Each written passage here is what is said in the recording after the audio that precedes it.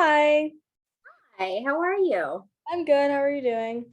Good. Let me just try to get this going.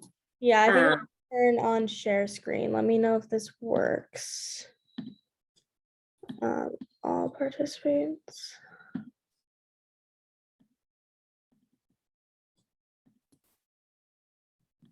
Okay, I just changed it. It should work. okay, perfect. So you're sharing, would you just do you made so you could share your I screen? turned it to the share screen. So if you want to try sharing the presentation, Oh, perfect. Thank you. Let me just do something that real. should work. Um,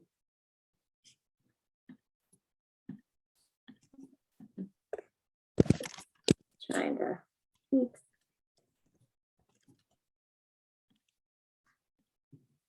So, all right. So now I have the ability to share screen. Okay, let me pull this back up. Okay. So let me open the presentation, which is there. So share screen. Okay, so do you see that? Yes, Okay, so it's going to go to full screen mode and then start with that. perfect.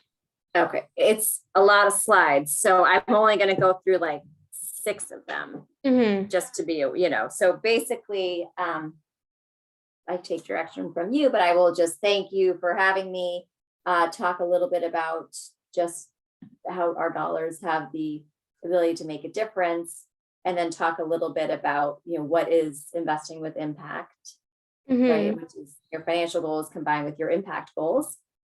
And then I was going to skip a little bit because a lot of it's Morgan Stanley specific. This is now talking a little bit about, basically $1 in $3 is invested with the focus. So we can talk about sustainability, that sort of thing. Women control a lot of capital and want to create a positive impact. You're not sacrificing performance. And then here is a good slide that kind of talks about the different categories in a little bit more depth, which I'll obviously go slower when I go over this with everybody. And then, just sort of shareholder engagement, sort of activism, that sort of thing. And then when we go about the broad categories again, so here's a couple examples like climate change, faith-based investing, you're aligning your values, and then gender diversity, with the idea that I would then end on page here, the future is bright, and kind of talk a little bit from that standpoint. Perfect. That looks amazing. Okay, great. So I will stop my sharing for now. Go ahead. How many of these workshops have you done? We've done, I think this is the 6th. So this is the second to last one. And then the next one, which is the last one, is on cryptocurrency. So that was kind of like a new one that I added. So I'm excited about that one. And it's been like over the course of, it's crazy now. It's been almost like 2 months. Which is so weird to think about when it was like the first week school started. This is the first time. So yeah, but I'm so excited I just think that like I'm trying to expand it like probably in like the next few months. So like this was kind of my test run. Yeah. Which is just great because GA has given me like the most amazing speakers. Good. I'm so happy. I'm so impressed with you because this is something that's, really an important topic, just finance in general. And you're really opening it up to make it not so intimidating. Yeah, that was kind of my goal, honestly, in the beginning, because I know just like I hear so many terms, like for example, ESG, like impact investing, that like I never really understand, but I thought this was like the perfect place, just keeping it like short, and having people learn. So that was my main goal. So well, good for you. This is thank great. you. Yeah, and sometimes we might have to start a little bit late. Like I would imagine that we're probably going to start like closer to 7:35. That's okay. I think that makes sense. Yeah, sometimes it takes people a little bit longer to log on. So I know. Well, it is. It's even just now. It's like I was logging in with remote working. I was remoting into my office and doing those slides. And then I realized the camera is like literally in my office, which is not where I am right now. So yeah, it's crazy like how Zoom has like made it so easy, honestly, because like before the pandemic, I didn't even know that like platforms like this really existed besides Skype. So, Mm-hmm. And so honestly, a lot of people didn't realize, certainly mhm, did not get, there wasn't the need. definitely. Like when we did online school, like end of my freshman year, it was honestly so easy because like you could just, if you had questions, like you could just go right to the teacher instead of like having Yeah. to like organize a time to meet. It was just like very convenient, but at the same time, obviously scary that we had to not be in Yeah. person, but And how's this year going? it's going well, actually. I mean, GA's lifted like pretty much a lot of the COVID restrictions now that like 99% of the high school is vaccinated. So, Good. like, that's very nice, especially for the teachers too. And like, we're having a homecoming dance, which is exciting because we didn't get that for the past 2 years. Yes. Um, Oh, that's true. mhm. That's good. You know, I was just That's at a really- lunch. Someone was asking me something about GA. Your classes are still, are your math classes single sex still, or are they? Yes, they are the math and computer science. Okay. But sorry, someone's calling No, me. yeah, go for it. But they're so they keep so they keep math separate and then also English freshman year. Mhm. Um, just so I don't know, just like so it's easier for the freshmen, especially with like walking to like if you have less classes at Brunswick, Mhm. it's easier to like get situated. Yeah, yeah, no, that makes sense. Okay, I think that also as a heads up, the majority of the people normally keep their cameras off. Okay. So that's just Good to know.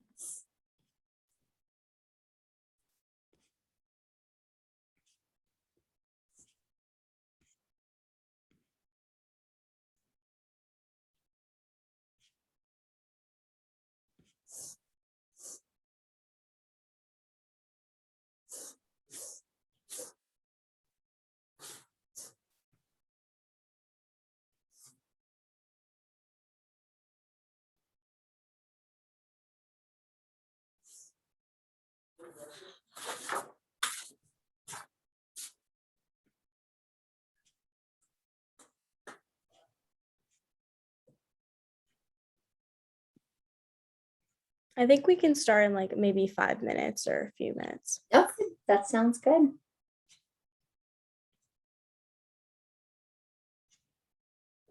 Hi, Donna. Hi.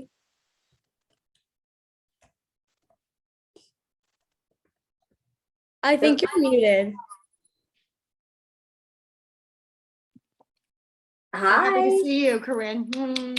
Thanks so much for Nice doing to this. see you too. Oh my gosh, it's so exciting. I love it. Oh, that's I great. love to see all these girls. Right? Pretty soon we'll have your girls on. I know, it's crazy. Crazy.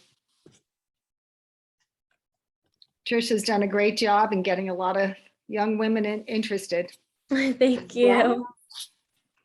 Suha staff tour is going to do the next session on Mhm. cryptocurrency. Oh, good, on crypto. Trisha was just telling me, I mean, that's fascinating. How great, so young to be exposed to all these Right? amazing topics. Yeah, I'm excited for that session. Definitely. I think that's such an exciting topic for so many girls. Yes. You and Suhas will have to do a debrief at the trustee meeting. Yeah. Yeah. But I'm really so impressed with you, Patricia. Thank you. Okay, so I think we're ready to get started. If you would like to share your screen.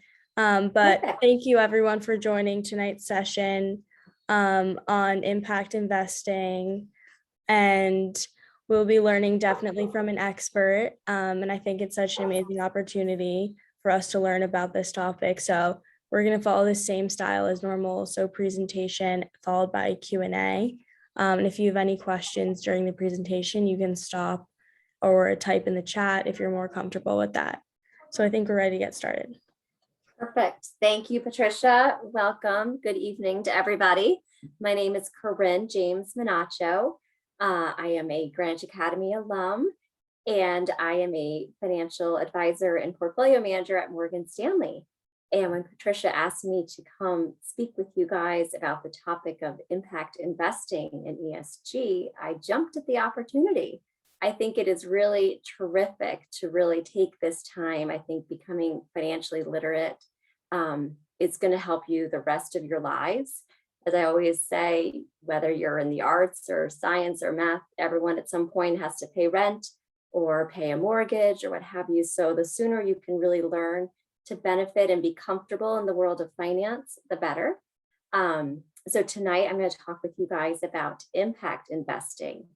And it's also known as ESG, and those letters stand for environment, social or sustainability, and then governance, which is sort of how the management of a company is set up.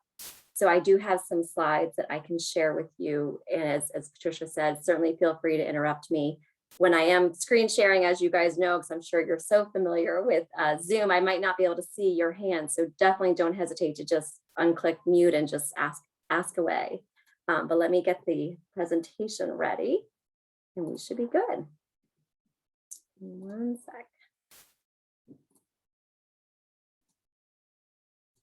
Okay, make full screen. Full screen. Okay, here we go.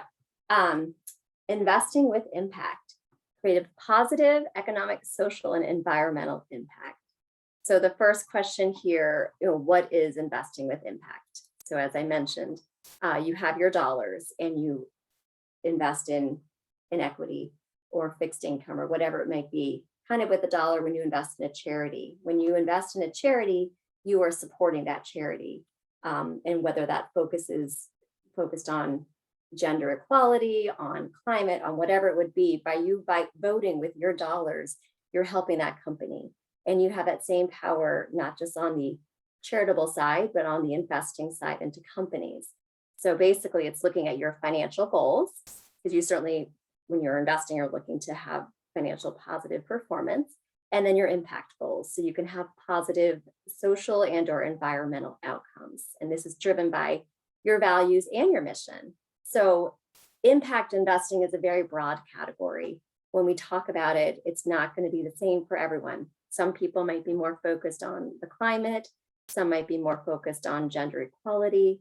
But I'm here tonight to really talk to you a little bit about the different options that are out there. And then, Google is our friend. We can always Google and find different investment vehicles. For example, there is an ETF, which is an exchange traded fund, SHE for she, and that is a group of companies that invests in companies that are promoting women in the C-suite. So anyway, I'm not giving stock advice, but just wanted to let you know there's a lot of creative things out there. So here we have investing with impact. So these are slides from my firm, from Morgan Stanley, and investing with impact. It's been around for a long time. And we have things back, the first ethical investment vehicle launched back in 1971. So we do have this focus. Rockefeller Foundation 2007 launched an impact investing initiative up into the present. And the nice thing is it's gaining more and more traction as we basically have more people voting and with their dollars and making it a priority. I'm going to skip through a couple slides because they're more specific to the firm and talk a little bit more about the dollars themselves. So globally, $1 in $3 is invested with a focus on sustainability. And as I mentioned, this has been a focus for a while, but it really has taken on more traction in recent years. So this $1 in $3 is up 73% since 2014.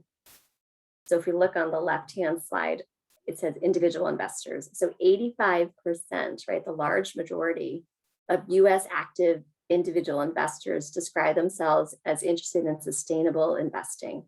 And that means they're really looking at where they're investing their dollars through a lens, not just trying to grow those dollars, but really saying, I want my dollar to have an impact, to really help a certain region, a certain climate exchange or what have you.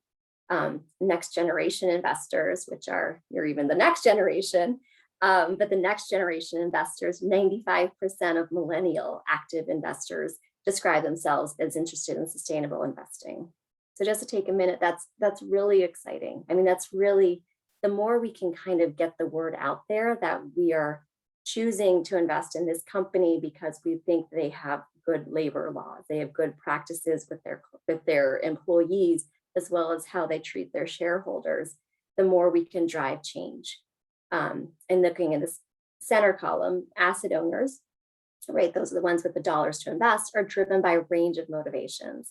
Risk management. So I know you've been working with Patricia in some of her earlier sessions. So when you invest, you certainly want to look at what type of risk you're willing to take, right? You could be investing in different markets, different size companies, and that has different levels of risk associated with it. So risk management is critical as an initial first step when you're investing. But if you decide that you are going to invest in the equity market, the next step would be, well, do you have an objective? So mission alignment, this is 64% of asset owners are driven by this as their motivation. So really understanding, it's like the charity example, when you're looking at a company, you're wanting to invest with them, you want to make sure that they are, is treating their employees the right way. And I think that's part of the government has ways in which they have labor laws in place and they have other requirements to try to have transparency with the underlying shareholders, with the companies, to make sure that you see that there is an alignment. But you can do your own research as well. I'll just pause for a minute. I don't know if there's any questions. I can just keep going. I know I can't see your faces, so I just thought I'd take a minute. So then just to keep going through your education on investing, return potential, right? 78% of an asset owners are looking at, do they think this stock's going to go up? And that's clearly what one's objective is when investing, but it's nice to see that we can look at not only the return potential, but also the alignment and mission. So let me go to the next slide. Women control more capital and seek to create positive impact. 84% of women say that they're interested in socially responsible investing, which again, it's amazing the power that we all have as individuals and then coming together as a group, and you can really drive change. The next category, 56% of women focus at least partially on making a positive impact with their investments. And that's compared with 45% of men. This is just a survey that was done, but it's helpful to see, that this is something that's important to women and it's a focus for them. 89% of women millennials say they're interested in social responsible investing, and 43% of women's portfolios were invested in these types of investments. So as I mentioned before, that ticker There are a lot of names out there, a lot of funds out there that are very focused on, say, your carbon footprint, or focused on how many women are having just diversity, just looking at who's on the board, right? These are priorities. And I think part of it is raising awareness for us as investors to say, if I want a change to happen, I can take my dollars and vote elsewhere by buying a different company. So you can either negative vote by not investing in a company that you don't see that you're aligned in their values. And you can also do a positive vote by supporting with your dollars those companies that you feel are aligned with what you're interested in. And as I was mentioning in the earlier slide, performance is certainly a key driver, and that is, the objective when you do invest. You're hoping to grow your assets over time. And I think early on, when impact investing was a more newer topic, people were thinking it was kind of a compromise. Like, you're either going to invest and have your dollars have a positive impact or get your solid returns. And this chart here is showing you that you're actually able to have your cake and eat it too. So they really have been more and more focused on these companies that are doing well. And I think that goes to just the power of your dollars. So not only are there more companies that are making a priority to have proper governance in place, proper, taking care of their disposing of toxic chemicals. They're looking at that, as well as the existing companies are saying, wow, this is an important thing, as we saw from the earlier slides. This is a priority for many investors. So if we want to attract investors, then we probably should change our own policies. So this is a nice chart to show that you're really able to feel good about your dollars. So these are incorporating your environmental, social, and governance factors, but you're also performing. So I think that's a positive thing here. Let's see. The next chart here. So this is just different types of investments. And again, this is a little bit geared towards Morgan Stanley, but there are different ways in which you can invest in products that are driven and aligned with your interests. As I mentioned, these are those ETFs. There are also mutual funds, SMAs, unit investment trusts.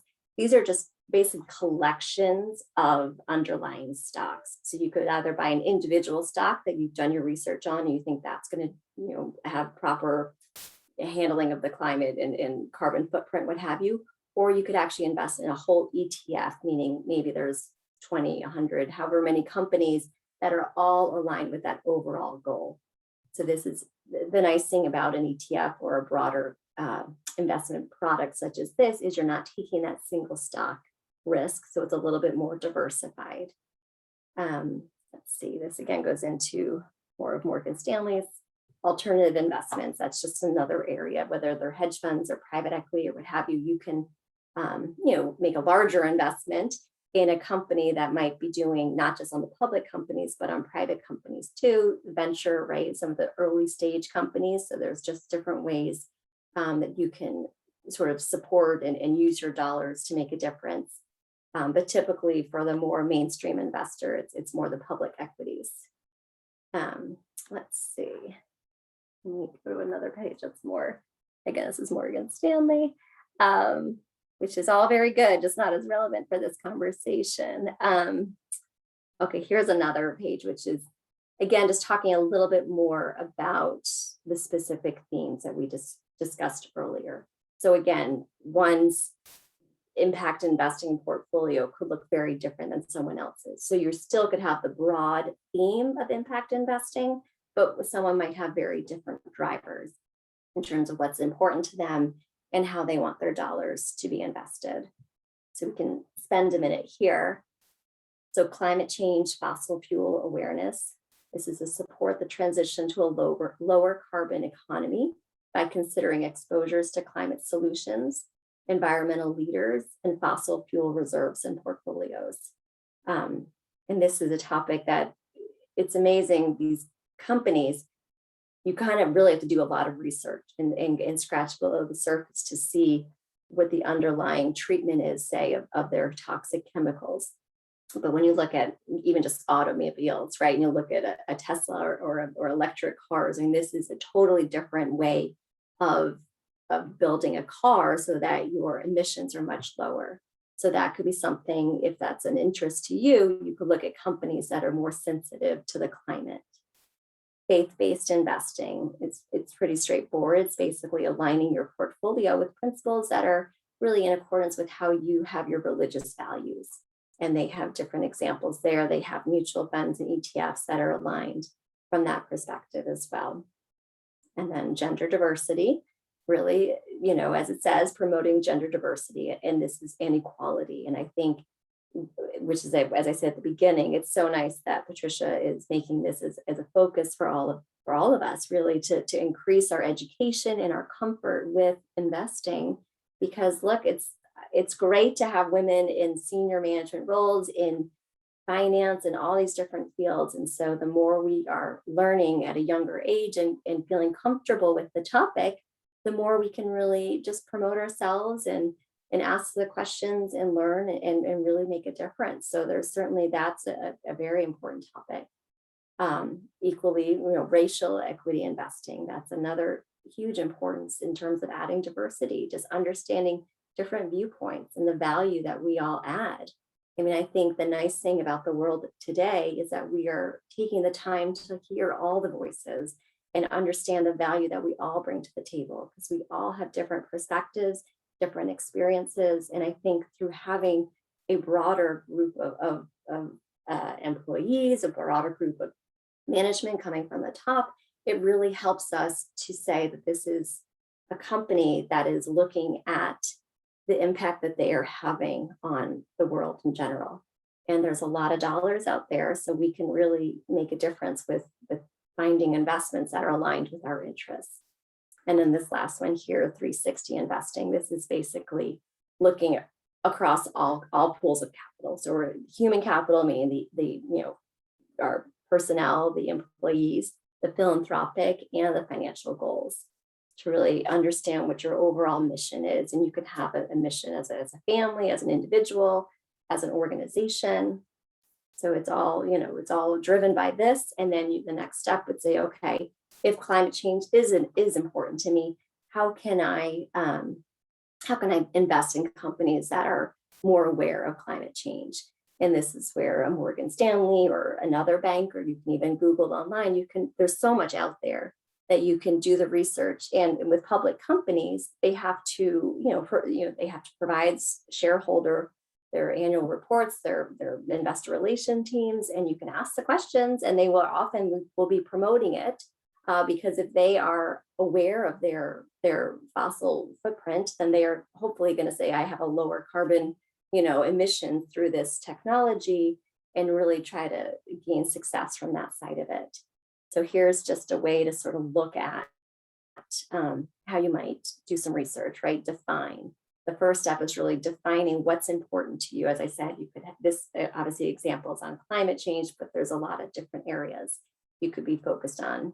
And then you assess, you know what you know, and you know what they own. So you look at the underlying holdings. As I was saying, there's a lot of complexity and depth to a lot of these investments.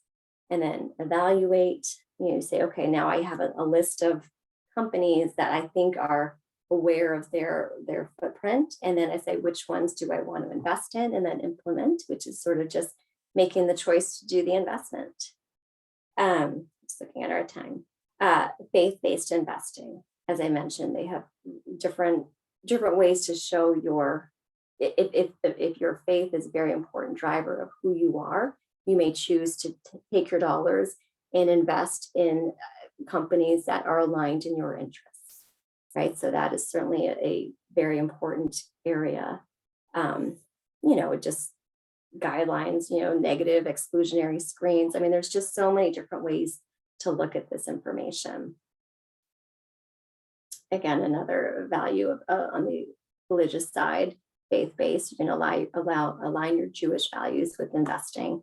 And here's some of these programs here. And it really is, there's so many options out there. So it's just taking the time to do the research to see what there is. As we discussed earlier, the gender advantage, like what does it mean for gender diversity, right? And different companies could have different definitions. And again, this is something that there's so much out there. You can just decide what's most important in equality and pay, empowerment, representation. I mean, all these are such critical pieces to really getting the word out there, getting more viewpoints in, and ideally having better outputs. I think racial equity. So these are obviously going into all the different topics. And this, again, I just think it's exciting because there is so much out there should you decide that this is something of interest. And I mean, each one of you has, a long time horizon, and you have time to grow your dollars and really do the research, identify the companies that are important and follow them. It's fun on the ticker side of it to see how it trades, to see hopefully the performance goes up, but also you can decide to, look at an annual report and just see, okay, what are they, if this is their focus, racial equity investing. So let me read even just the first page. I know those the annual reports are often very long, but you can just do the summary and just kind of get an understanding. Are they true to their values? Are they really making a difference? And then let's see, again, this is the 360. I was mentioning all the different sides. And I think the last slide I was going to skip to is really just skipping. Oh, here we go. Future is bright for investing with impact. So this again kind of goes back to the number of investors that are focused on sustainability. I mean, 86%, that's a huge number. And I think that has certainly grown over the time. That's become more aware, and it's everything. It sort of snowballs as more people become aware, it becomes more of a priority for companies, and it kind of grows from there.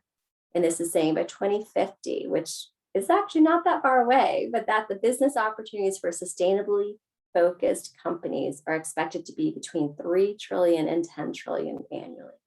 So that's 4.5% of global GDP. So again, every day we're living on this beautiful earth. We are living it and potentially, polluting it. So I think it's important that we all come together and figure out how can we reduce those emissions? How can we make it a focus that this is going to have that 2050 is going to be a healthy year with our trees and our green grass, and how do we make that happen?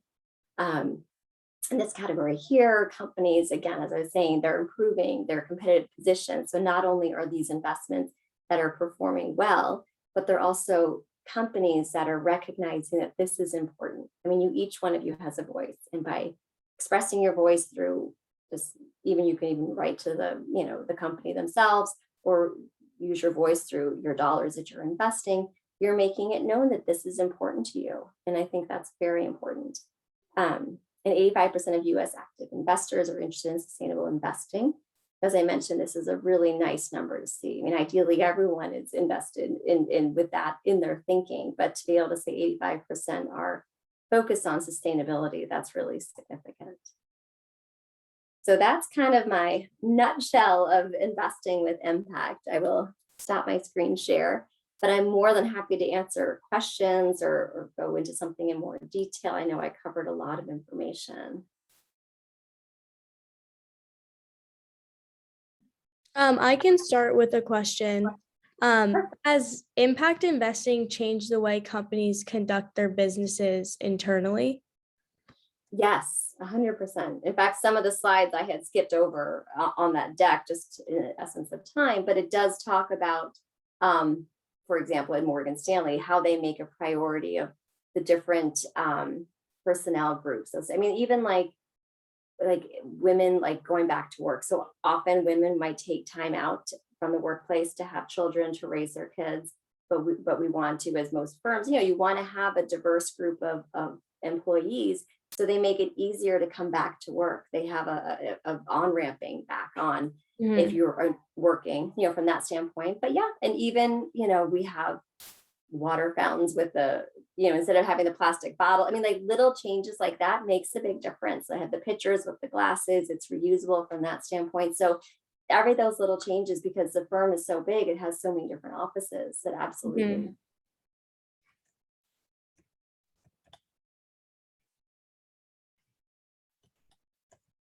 And you can feel free to put stuff in the chat too, if that's easier, because I can see the chat again.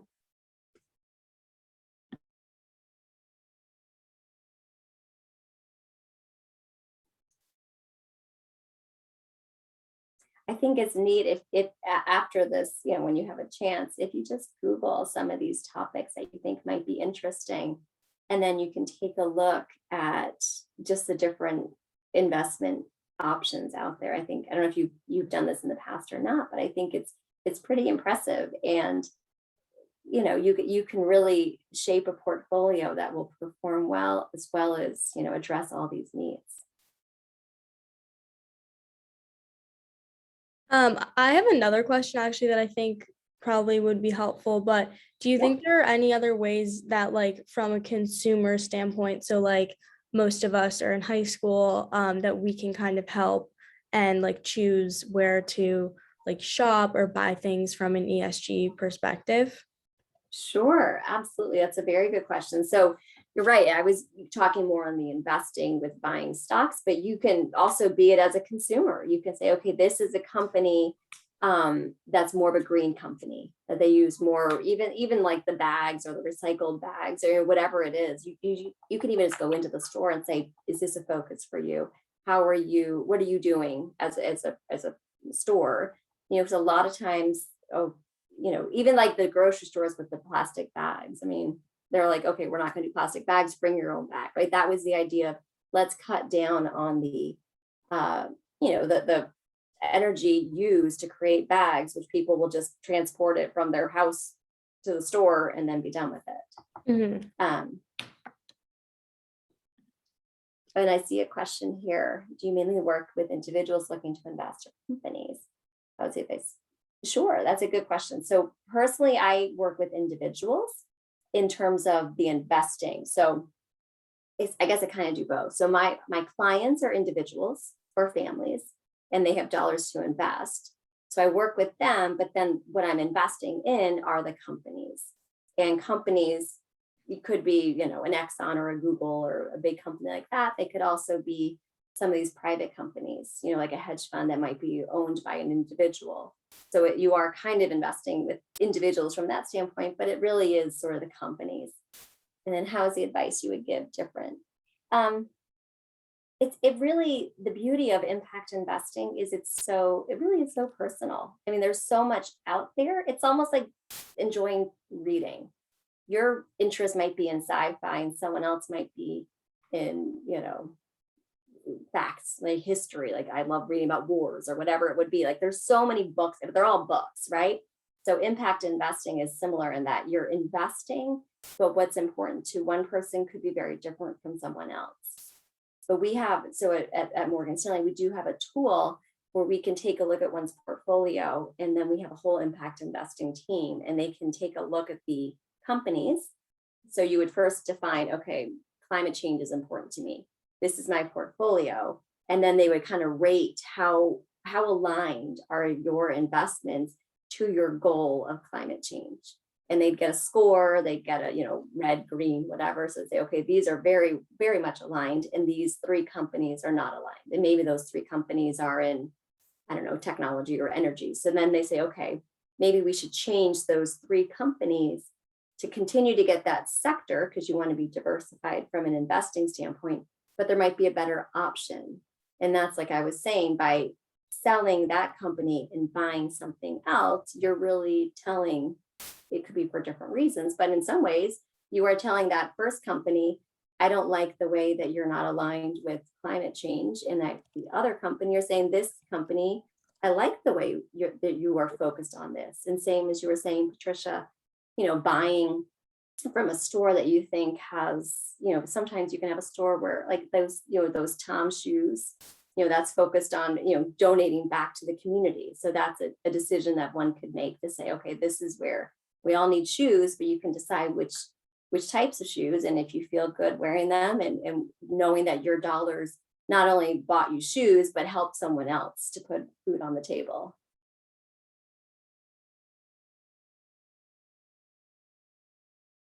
But that was good. That was a good question, Katie. Anyone else, certainly feel free to type it in there. I have a question.